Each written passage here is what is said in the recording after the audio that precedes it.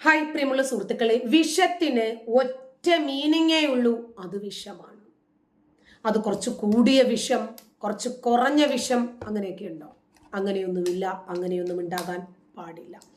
കാരണം വിഷം എന്നതുകൊണ്ട് നമ്മൾ ഉദ്ദേശിക്കുന്നത് എന്താ? അതെ, അതുപോലെയാണ് തീവ്രവാദവും. വിഷം ഏത് രൂപത്തിലാണോ നമ്മൾ അകറ്റി നിർത്തുന്നത്, അതേപോലെ തന്നെ അകറ്റി നിർത്തേണ്ടുന്ന ഒരു വസ്തുതയാണ് തീവ്രവാദവും ഭീകരവാദവും. എങ്ങനെയെന്നതൊരു ചോദ്യമാണ്. ഇപ്പോ നമുക്കറിയാം, ഇസ്ലാം മത വിശ്വാസികളെ സംബന്ധിച്ചിടത്തോളം അവരെല്ലാവരും പ്രതിനിധാനം ചെയ്യുന്നത് ഒരേ ഒരു വിശ്വാസമാണ്, പരലോകം. എല്ലാ വിശ്വാസികളും തുല്യരാണ്. അള്ളാഹുവിനെ വിശ്വസിക്കുന്ന ആളുകൾ മാത്രം പരലോകത്ത് വിജയിക്കും. അമുസ്ലിങ്ങളെ കണ്ടാൽ കണ്ടെത്തിയെടുത്ത് വെച്ച് കശാപ്പ് ചെയ്യണം. ഒരു അമുസ്ലിം ഇല്ലാതായാൽ, ഒരു അമുസ്ലിം ആരാധനാലയം ഇല്ലാതായാൽ, ഒരു വിഗ്രഹാരാധനാലയത്തിന് വിലക്ക് വീണാൽ, പ്രതിരോധം വീണാൽ, അത് അത്രയും നല്ലത്. നമ്മള് ഈ ലോകത്ത് അള്ളാഹു നമ്മളെ സൃഷ്ടിച്ചതിൻ്റെ ഒരു ബാധ്യത നമ്മൾ നിറവേറ്റി എന്നാണ് അതിൽ നിന്ന് മനസ്സിലാക്കുന്നത്. അങ്ങനെ വരുമ്പോൾ നമുക്ക് ഒരുപാട് വിഷയങ്ങളെ സംബന്ധിച്ച് സംസാരിക്കേണ്ടി വരും.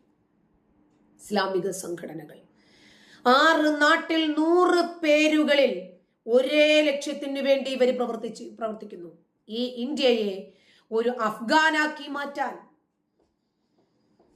ഐസിസ് ഭീകരരെ പോലെ തീവ്രവാദ സംഘടനകളുടെ ഈറ്റില്ലമാക്കി മാറ്റാൻ ഒരു സിറിയയോ ഒരു അഫ്ഗാനോ അതല്ലെങ്കിൽ ഒരു ഇറാനോ ഒക്കെ ആക്കി മാറ്റാൻ ഇവർ കിണഞ്ഞു പരിശ്രമിച്ചു കൊണ്ടിരിക്കുന്നത് കൊണ്ടാണ് ഇതിന്റെ ദൂരവ്യാപകമായ പ്രത്യാഘാതങ്ങളെ കുറിച്ച് ബോധ്യമുള്ളത് കൊണ്ട് എനിക്കൊക്കെ ശക്തമായി പ്രതികരിക്കേണ്ടി വരുന്നത്. അതിന് ലീഗാണെന്നോ NDF ആണെന്നോ SDPI ആണെന്നോ അതല്ലെങ്കിൽ ISIS ആണെന്നോ താലിബാൻ ആണെന്നോ അൽഖ്വയ്ദ് ഇതൊന്നുമില്ല. അതാ ഞാൻ പറഞ്ഞത്, 6 നാട്ടിൽ 100 പേരുകളിൽ അറിയപ്പെടുന്ന ഇസ്ലാം മത തീവ്രവാദ സംഘടനകൾ ഇവരെല്ലാവരും അള്ളാഹുവിൽ വിശ്വസിക്കുന്നവരാണ്. ഈ ലോകം മുഴുവനും അള്ളാഹുവിന്റെ കാൽ കീഴിൽ വരണമെന്ന് വിശ്വസിക്കുന്നവരാണ്.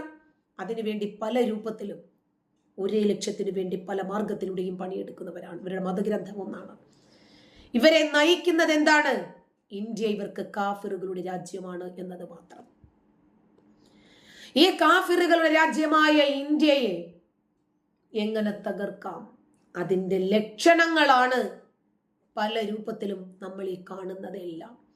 അവരെ സംബന്ധിച്ചിടത്തോളം കാഫിറുകളെ ഉന്മൂലനം ചെയ്യുക എന്നതിലുപരി ബയോളജിക്കലി നമ്മളും ജനസംഖ്യാവർദ്ധന ഉണ്ടാക്കണ്ടേ? ഇസ്ലാമിക രാജ്യം സ്ഥാപിക്കാൻ ഒരുപാട് മാർഗങ്ങളുണ്ടല്ലോ. അത്തരം മാർഗങ്ങളെ ഇവർ കൂലങ്കഷമായി പഠിച്ച് ഇവർ അത് അവലംബിച്ചു കൊണ്ടിരിക്കുക. ഇനി നിരോധനം, തീവ്രവാദ സംഘടനകളെ നിരോധിച്ചു, ശരി, മൗദൂദികളോട് മത്സരിച്ചാൽ RSS തോറ്റുപോകും. സിമി നിരോധിച്ചില്ലേ? അപ്പൊ അവരെന്തുണ്ടാക്കി? അടുത്ത സംഘടന ഉണ്ടാക്കി.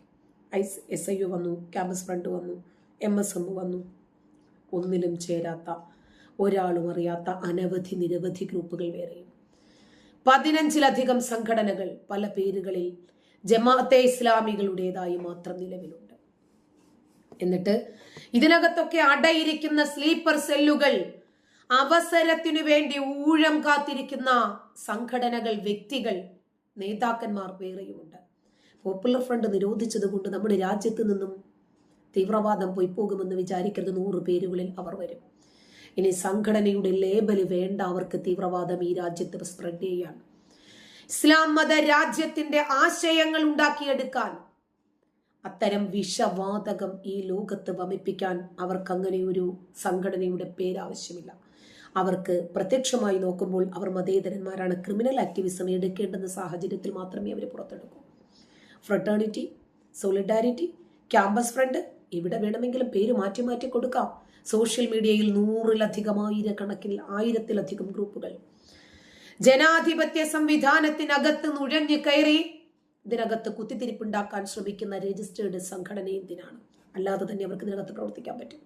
കാരണം എല്ലാ രൂപത്തിലും രാഷ്ട്രീയമായും മതപരമായും അവർക്ക് സാമൂഹ്യമായും പിന്തുണകളുണ്ട്. അതും ചെറിയ തോതിൽ നിന്നല്ല, അങ്ങ് മുകളിൽ നിന്ന്. അവര് വിചാരിക്കുന്നത് മാക്സിമം നാശമുണ്ടാക്കിയെടുക്കുക. എന്നിട്ട് ഹൈന്ദവ മതവികാരവും ക്രൈസ്തവ മതവികാരവും ഇളക്കി വിടുക.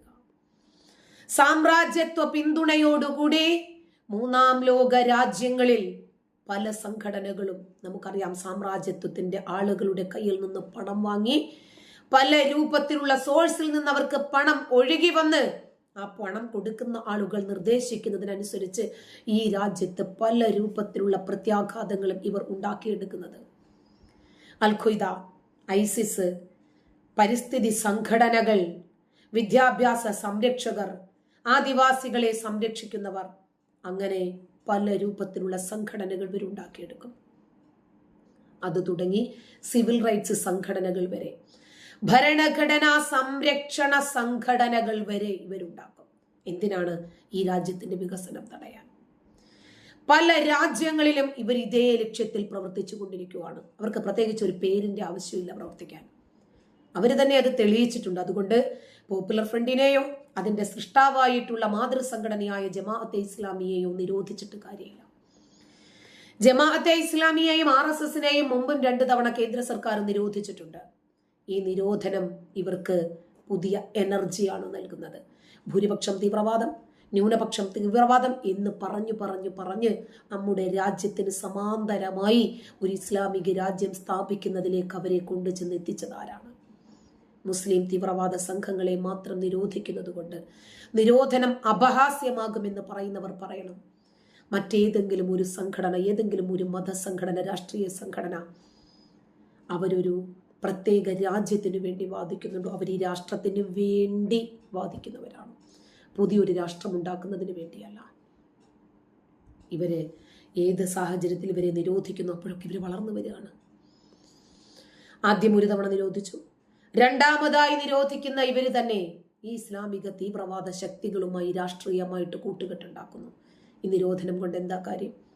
നമ്മുടെ കേരളത്തിന്റെ സാഹചര്യം എടുത്താൽ ഇടതനും വലതനും മാറി മാറി ഇവരെ പ്രോത്സാഹിപ്പിച്ചു കൊണ്ടിരിക്കുന്നു. എന്താ കാര്യം? ജമാഅത്തെ ഇസ്ലാമിയും SDPIയും ഒക്കെ ചേർത്ത് അവർ തെരഞ്ഞെടുപ്പിൽ CPMനെ വിജയിപ്പിക്കുന്നതിനു വേണ്ടിയുള്ള വിജയ കൊടി പാറിപ്പിക്കുന്നതിനു വേണ്ടി ഇവരെ അണിയറയിൽ പ്രവർത്തിക്കുവാണ്. നമുക്കറിയാം ഇത് കേരളത്തിലെ UDF സർക്കാരിനെതിരെ ആരാണ് തിരിയുന്നത്, ആരാണ് അനുകൂലിക്കുന്നത് എന്നൊക്കെ നമുക്കറിയാം. പല മുനിസിപ്പാലിറ്റികളിലും സുഡാപ്പികളും UDFകാർ, അതുപോലെ കമ്മികള്, ലീഗ്, ഇവരൊക്കെ ഒന്നിച്ച് തന്നെയാണ് പ്രവർത്തിക്കുന്നത് എന്നറിയുന്നവരാണ് നമ്മളെല്ലാവരും. ഈ രാഷ്ട്രീയ സഖ്യത്തിനകത്തുള്ള പോപ്പുലർ ഫ്രണ്ടുകാരെ അതിനകത്ത് തന്നെയുള്ള BJPക്കാർ നിരോധിക്കാൻ പോകുന്നു എന്ന് പറയുമ്പോൾ നമ്മൾ പറയും അത് തമാശയാണെന്ന്. അപ്പൊ പോപ്പുലർ ഫ്രണ്ടുകാരുടെ അകത്താണോ BJPക്കാർ ഇരിക്കുന്നത്? അവർ ഈ രാഷ്ട്രത്തിന് വേണ്ടി നിലകൊള്ളുന്നു. ഇപ്പോ നരേന്ദ്രമോദി ഈ രാജ്യം ഭരിക്കുന്നത് കൊണ്ട് മാത്രമാണ് പോപ്പുലർ ഫ്രണ്ടിനെ നിരോധിക്കാൻ കഴിഞ്ഞത് അല്ല എന്ന് നിങ്ങളൊന്ന് പറ. അല്ലെങ്കിൽ നിങ്ങൾ അതൊന്ന് വ്യക്തമാക്കി തരൂ. ഈ ഇസ്ലാം മത തീവ്രവാദ ശക്തികളെ പലയിടത്തും സംരക്ഷിക്കുന്നതും തീറ്റിപ്പോറ്റുന്നതും ഇടതനും വലതനുമല്ലേ? മുസ്ലിങ്ങളെ പ്രീണിപ്പിക്കാൻ പരസ്പരം മത്സരിച്ചു കൊണ്ടിരിക്കുന്നത് ആരാണ്? ഒരു ഹിന്ദു ഫോബിയ ഉണ്ടാക്കി, മോദി ഫോബിയ ഉണ്ടാക്കി ഈ രാജ്യത്തിന്റെ വളർച്ചയെ തടസ്സപ്പെടുത്താൻ ശ്രമിക്കുന്ന ഈ തീവ്രവാദ സംഘങ്ങളെ ചിലവ് കൊടുത്ത് സംരക്ഷിക്കുന്നത് ആരാണ്?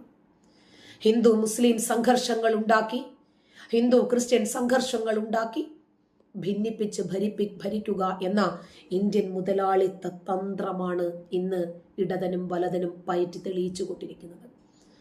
അതായത് പലപ്പോഴും ഇടതനും വലതനും അവർക്ക് വോട്ട് ചെയ്ത് വിജയിപ്പിച്ച സാധാരണക്കാരനെ പറ്റിച്ച് കൃത്യമായ രൂപത്തിൽ അവർ അവരുടെ അജണ്ടകൾ നിറവേറ്റുവാണ്. അതായത് ഇസ്ലാം മത വിശ്വാസികളുടെ ലക്ഷ്യം ഇസ്ലാം മത രാഷ്ട്രം സ്ഥാപിക്കുക എന്നതാണ്. അത് ഇടതനും വലതനും അങ്ങ് ഏറ്റെടുത്തു കഴിഞ്ഞാൽ പണി എളുപ്പമായില്ലേ? നന്ദി.